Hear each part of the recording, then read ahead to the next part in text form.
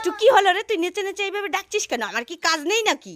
আরে মা, তুমি আর আমি যে একটা লিচু গাছ লাগিয়েছিলাম না? হ্যাঁ লাগিয়েছিলাম তো, সেই লিচু গাছটা ঝুমকিদের গরুতে খেয়ে নিয়েছে। আরে না না, এসব কিছুই হয়নি। তাহলে ডাকছিস কেন বলবি তো? সেই লিচু গাছে না বড় বড় লিচু হয়ে লাল হয়ে পেকে গেছে। ওমা তাই নাকি?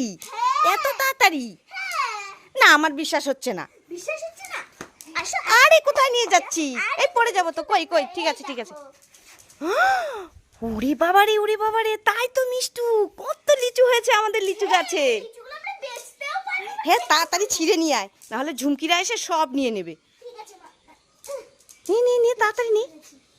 বাবা রে, এত তাড়াতাড়ি লিচু হয়ে গেছে, এখন তো আমাদের লিচু কিনতেই হবে না। লিচুর যা দাম।